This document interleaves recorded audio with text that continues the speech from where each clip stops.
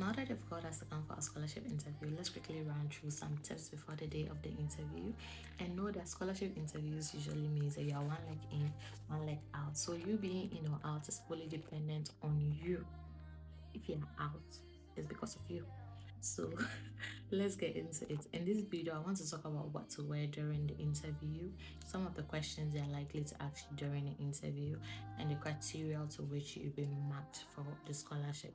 This video is for University of Ghana students that applied for the scholarships. And if you haven't received an SMS account for your interview, just relax. It's okay, relax. It will get to your turn.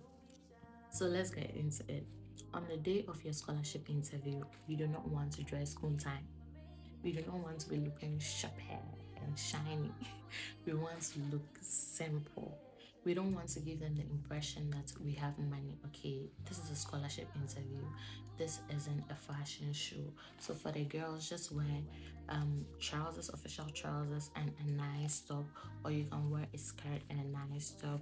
Wear some nice shoes, clean your shoes, and when you have braids, you can just tie them at the back or do that style that people usually do and tie the braids. And if you don't have braids too, you can just comb your hair nicely. For the boys, trousers, long sleeve shirt or short sleeves. Boys, comb your hair. Also, please apply pomade. Some of you go for scholarship interviews looking ashy. Why are you looking ashy? Please apply pomade on yourself and be very punctual. Be very, very punctual on the day of the interview. It might even start earlier than you imagine, so please go early. Now, in my level 100 scholarship interview, this boy came. I even thought he was part of the interview panel. I thought he was just one of us. Unless you saw his dressing, he wore a suit. Like his suit was shining. My roommate can testify to this. And unless you saw his shoes were shining, doc map, they were pointed like that. He didn't get the scholarship, and I strongly believe that his dressing had something to do with that. So we don't want to dress sharp. We want to dress simple and elegant, and we want to be punctual. Okay, now let's go to some of the questions that they would ask you during the interview. Now, most or almost all the questions that they'll ask you during the interview are things that you already know. They are things that you've written in your essays. So if I were to be you, I will go and review my essays. So start reviewing your essays before Wednesday. And for my interview, they didn't ask me that introduce yourself, tell us about yourself and all that. They didn't ask me all those questions. They just went straight to the point. Marilyn, what work does your father do? And I told them in my essay that my dad had passed away, so I had to tell them during the interview that my dad had passed away. The interview is just to make sure that you are not lying, you are being transparent. And then they asked me, what work does my mom do? I told them the work my mom does.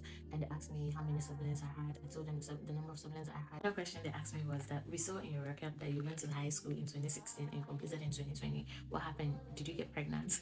I just looked at them, I smiled. I was like, no, I didn't get pregnant. I got an opportunity to go to the US for a year. That's how come I have a total of 4 years in my record, because I had to come back to Ghana and then write was in my juniors. And then they said, okay, and that was all the questions that they asked me for my first interview.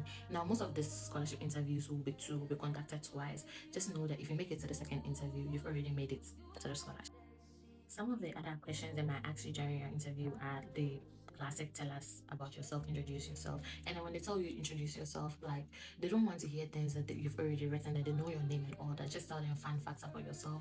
Are you the firstborn? What do you like doing? Do you like volunteering? Sometimes when someone asks me to introduce myself, I just tell them that so I like being called by my middle name Anafama, and the meaning of my middle name is Kalmada, and people remember me for that. After the interviews, they come and they're like, oh yeah, the Kalmada girl. Just tell them something that the interview panel will remember about you. Another question they can ask you is why the course you are studying, and why they should give you the scholarship, why they should pick you over another person for the scholarship. And another interesting question they might ask you is, so if you don't get a scholarship, what will happen?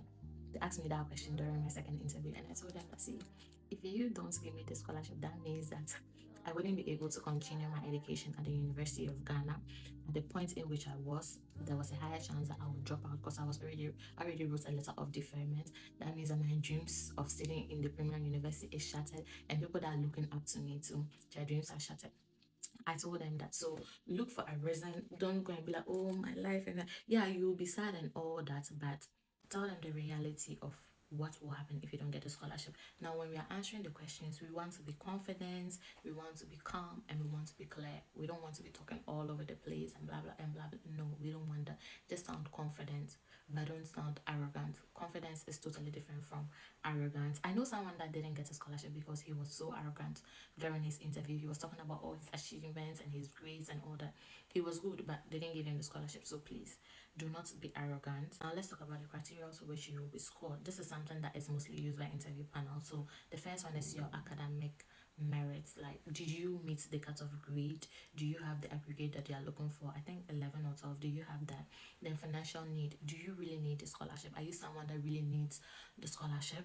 Then your motivation, your essays. They look at your essays too, and they look at how you answer your questions. Like, is this guy really motivated to study? There are some people that are in the university, they are studying the course that they are studying, but they don't have any motivation to study that course. So do you have that motivation? They also look at your track record of like leadership or community involvement and all that. They check all that. And another thing they also score you on is sustainability.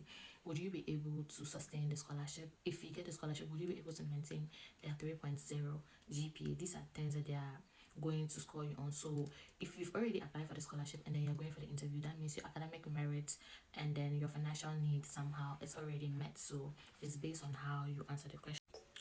One other thing, know about the scholarship that is interviewing you. If you're going for the Fondazoine scholarship, read about the Fondazoine scholarship. It's funded by the Italian people, so read about it.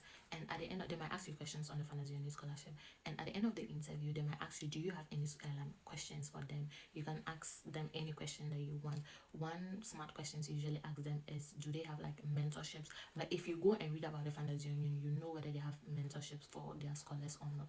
So please, please, please, please, please be calm, be confident, and not arrogant, and speak clearly during the interview.